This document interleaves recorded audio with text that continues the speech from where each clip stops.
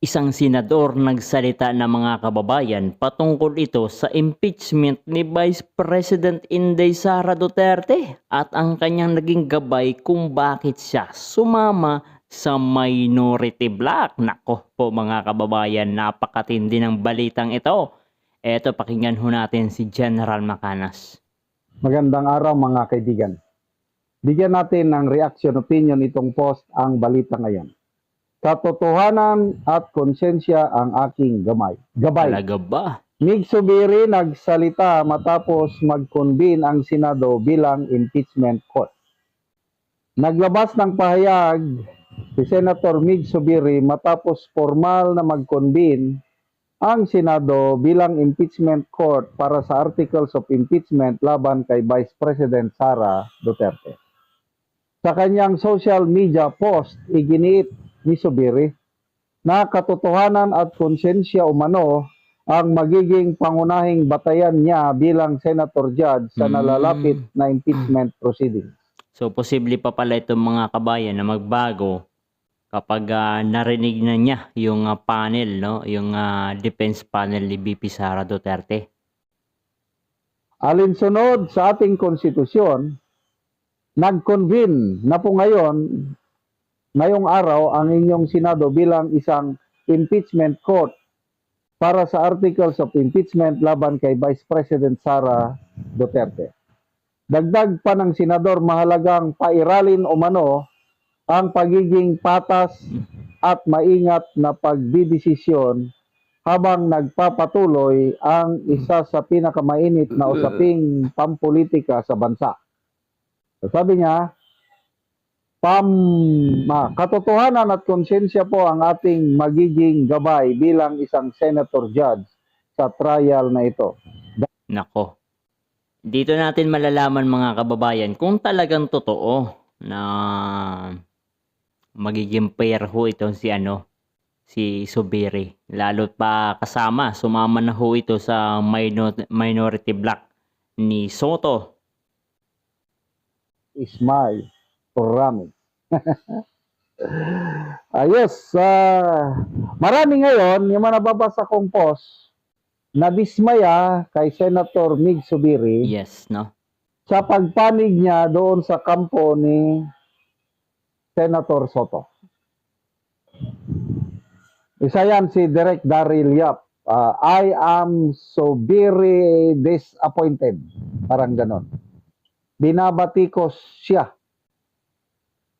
Kanyang pagiging, yung lumabas daw ang dati niyang kulay. Yun, no? May dati palang kulay itong si Zubiri, kabayan. Ako naman, dati naman siyang kakampi ni Soto. Nung pag-open ng 20th Congress, nung na-elect si Escudero as Senate President,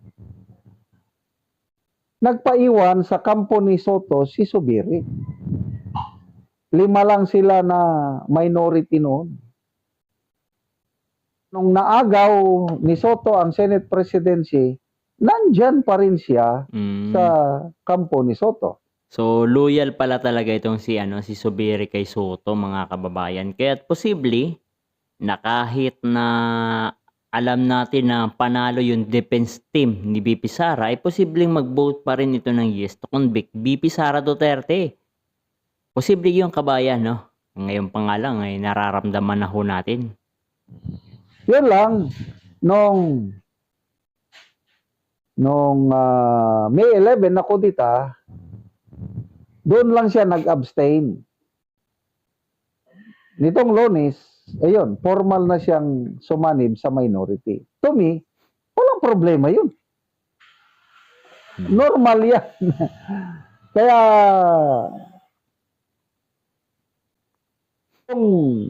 sa akin lang ito, buo pa rin ang tiwala ko kay Senator Zubiri. Ang bilib lang ko sa kanya ay hindi siya nagpapahawak sa leeg. Hindi siya tuta.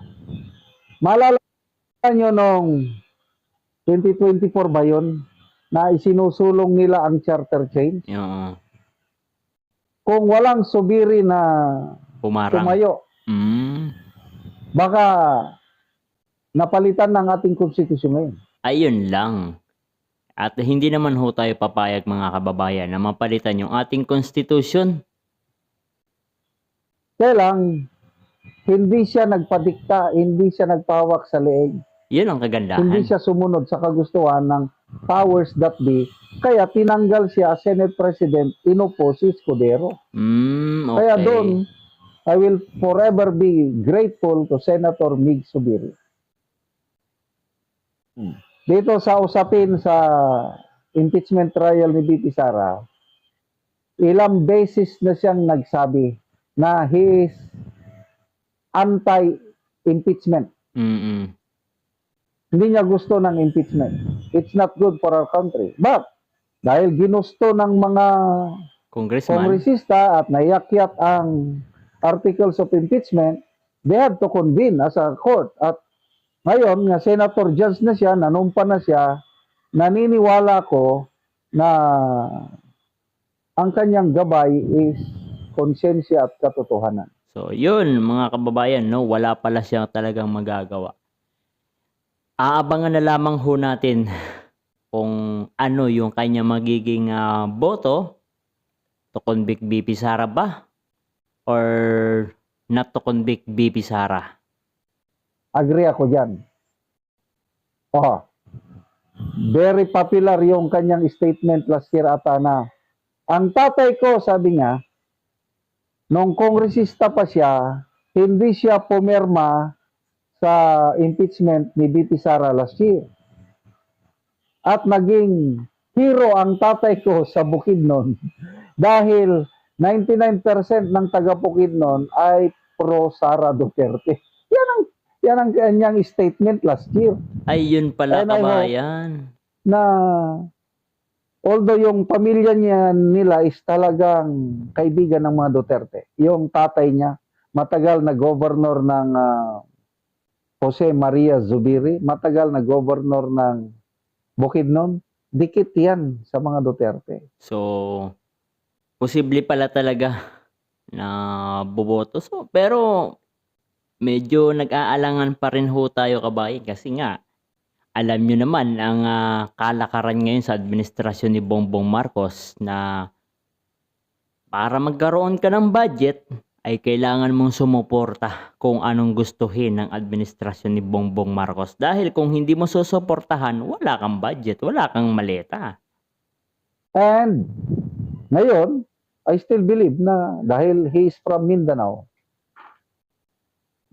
naniniwala ako na gabay at konsensya ang hindi siya ang next question diyan is yung 11 minority.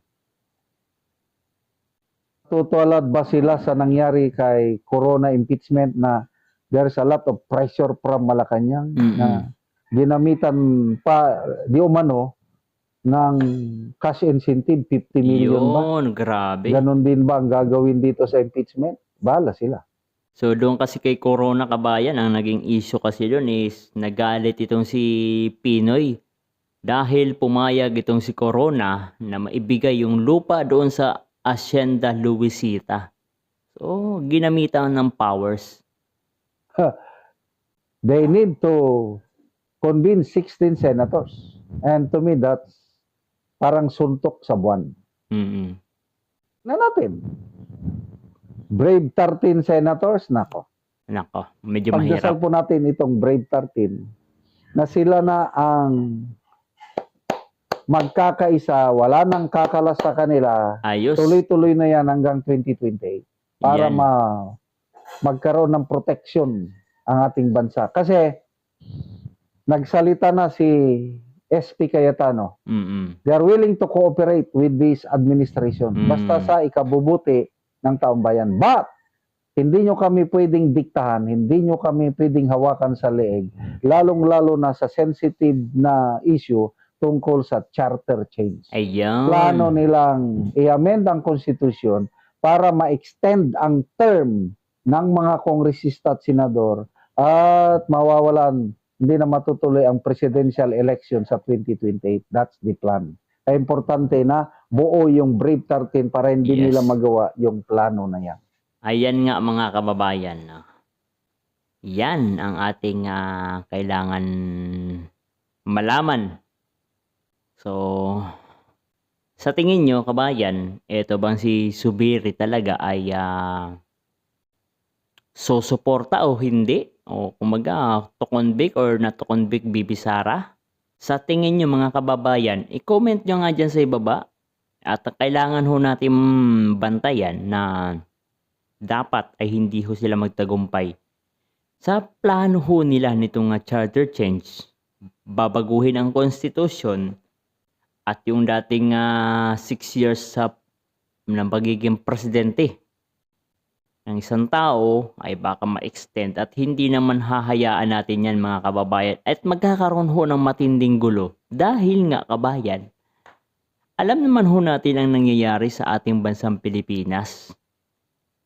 Lugmok na yung ating bansang Pilipinas, baon na sa utang, walang proyekto pero grabe yung ating utang, puro ayuda lang, yung mga infrastructure project, wasak-wasak, karamihan ghost project. Tapos gustuhin pa na magkaroon ng charter change at i-extend itong mga termino ng mga opisyal. Nako mga kababayan. Hindi ho magandang layunin o hindi magandang ideya yan at magkakagulo. It will divide the nation talaga.